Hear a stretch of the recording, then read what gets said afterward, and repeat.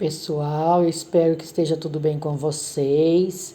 Eu vou dar uma explicação sobre parábolas, sobre função do segundo grau e sobre a atividade 10 da apostila. A atividade 10 da apostila diz o seguinte: podemos observar como característica das funções do segundo grau a quantidade de raízes reais ou zeros da função, dependendo do valor obtido no radicando. Aí a gente vai fazer pelo delta. Delta é igual a b ao quadrado menos 4ac, que todo mundo conhece. Então, escrevi aqui no meu caderno quantidade de raízes reais ou zeros da função do segundo grau. Uma função do segundo grau, ela pode ter duas raízes, por ela ser do segundo grau, então no máximo ela tem duas raízes, mas ela pode também ter uma raiz ou nenhuma raiz real. Como vocês aprenderam lá em números complexos, às vezes a raiz é complexa. Então, quando que a raiz vai ser complexa? Quando o meu delta for negativo. Então, ela pode ter duas raízes, uma raiz ou nenhuma raiz real. Então, eu tenho que lembrar que a função do segundo grau tem essa formulinha: ax ao quadrado mais bx mais c. Vocês sabem que aqui também pode ser um sinal de menos, certo? Que eu já expliquei isso aí para vocês. E aí, para mim saber quantas raízes reais tem, o que eu vou fazer? Calcular o delta. Só que para isso eu tenho que saber quem é o A, quem é o B, quem é o C. Quem é o A? O A é esse coeficiente que está sempre antes do x ao quadrado. O B está sempre antes do x, acompanhado do x. E o C é aquele número que aparece sozinho na equação ou na função. Então, isso tem que ficar claro, não pode confundir. Aqui ela está em ordem, x ao quadrado, x e o termo independente, mas às vezes ela pode estar bagunçada, ou pode estar faltando algum aqui. Como no meu exemplo aqui, no meu exemplo A, se vocês observar, eu tenho apenas dois termos, e uma função completa do segundo grau, ela tem três termos. Então, eu tenho que analisar aqui quem é que está faltando. Então, x ao quadrado, eu tenho x ao quadrado, portanto, eu tenho o valor de A. Aliás, em uma função do segundo grau, nunca pode faltar o valor de A. Porque se aqui for zero, acabou, não é mais função do segundo grau. Passa a ser do primeiro ou de grau nenhum. Depende aí da função que está representada. Então, é o seguinte, tem x ao quadrado, então, portanto, tem um A. Não tem número nenhum aqui na frente do A. Qual será o valor? Quando não tem nada, não é zero, hein, pessoal? É 1. Então, A é igual a 1. E o B? O B é aquele número que está antes do x. Aqui eu não tenho x. Portanto, eu não tenho o valor do B. Então, o meu B vai ser 0, porque não tem. E o termo independente, aquele número que está sozinho, é o C. Portanto, o valor do C aqui é 6. Só para lembrar aí que vocês já aprenderam isso aí. Então, agora é só jogar na formulinha. Delta é igual a b ao quadrado menos 4ac. Delta é igual. Quem é o meu b? 0. Então, eu faço 0 ao quadrado menos 4. Não tem sinal nenhum, é vezes. O a, quanto vale o a? 1. Vezes o c, que é 6. E aí, delta é igual. 0 ao quadrado é 0 mesmo. Aliás, eu posso até cortar ele aqui. 0 ao quadrado vale 0, portanto, não vale nada. E aí, aqui eu faço uma multiplicação. 4 vezes 1 é 4, 4 vezes 6 é 24. Só que esse 24 é negativo. Toda vez que o delta for negativo, eu não tenho raízes reais. Portanto, o meu delta, ele é menor do que 0. Não tenho raízes reais. Se eu for representar no plano cartesiano, eu vou ter algo assim. Eu não tenho. Quem são as minhas raízes? São aqueles números que cortam o eixo x. Se eu for representar essa parábola, porque toda função do segundo grau, o desenho dela é uma parábola, eu olho o valor do A, ele é positivo. toda vez que o meu A é positivo, a concavidade da minha parábola é para cima. Então, ela vai ficar mais ou menos assim, olha. Isso é uma parábola. E quando o A é positivo, o A que vale 1, a minha concavidade, que é essa abertura, é para cima. Como eu não tenho raízes, o delta é menor do que zero, ela não pode cortar o eixo x. Porque as minhas raízes são aqueles números que cortam o eixo x. Delta negativo, não tenho valores de x. Está representado a letra A. Vamos para o exemplo B. Vamos lá. Vamos achar o A. Menos 4, que é o número que está antes do x ao quadrado. O B é o número que está antes do x. Antes do x eu tenho 12. E o C é aquele número que está sozinho, não tem nenhum aqui, então ele é 0. E aí eu vou substituir na minha formulinha, que é B ao quadrado menos 4AC.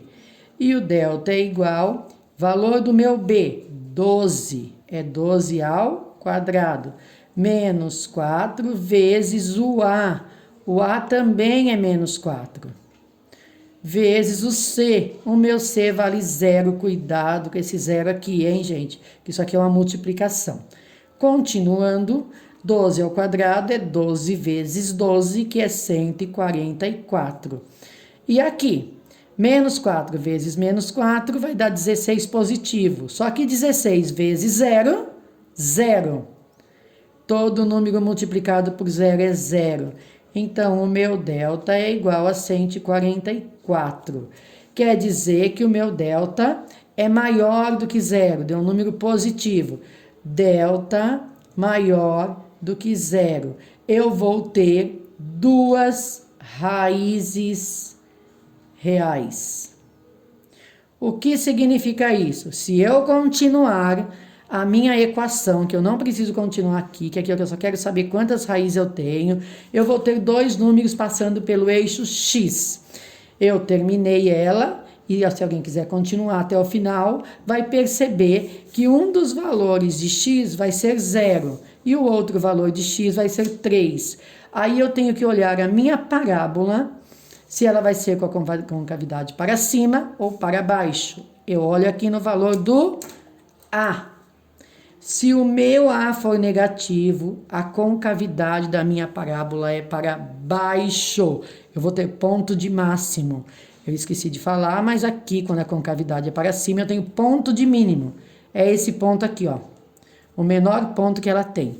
Aqui eu vou ter um ponto de máximo. Por quê? Porque a minha parábola vai fazer este desenho aqui, ó. Se eu continuasse, eu acharia duas raízes, 0 e 3, e é negativo, a minha parábola vai ter este desenho. O que quer dizer isso? Que a minha parábola está passando por cima do 0 e do 3. Eu tenho duas raízes reais. Se alguém quiser continuar, eu repito, continue e vocês vão achar o valor de 0 e 3. Como o A é negativo, eu tenho ponto de máximo. Vou até escrever aqui, ó, ponto de máximo. E aqui, ponto de mínimo. Ok? Vamos para o último exemplo aqui, que é uma equação completa. Mas eu não vou terminar. Quero apenas saber o valor do delta para saber quantas raízes reais tem. Então, vamos lá. Quem é o meu A? O número que está antes do x ao quadrado. Presta atenção, o x ao quadrado não está aqui no começo. Olha onde está o x ao quadrado. Este é o valor do A, menos 2. Está invertido, está toda trocada. Quem é o meu B? O valor que está antes do x. Aqui está o x, então o meu B é igual a 20. E esse 50 é o meu termo independente, portanto, ele é o valor do C, menos 50. Não esqueçam de colocar sempre o sinal junto de negativo. Positivo não precisa. Substituindo, delta é igual a B ao quadrado menos 4AC. Vamos lá. Quem é o meu B? 20. Então, eu faço 20 ao quadrado. Menos 4 vezes o A. O A vale menos 2, vamos colocar entre parênteses porque é número negativo, vezes o C. O C vale menos 50 e eu coloco também entre parênteses porque é negativo. E aí eu vou fazer o quê? A potência e a conta de multiplicação aqui. Fazendo regra de sinal aí na multiplicação. Esse sinal não é do 20, hein? 20 é positivo. 20 ao quadrado é 20 vezes 20, que vai dar 400.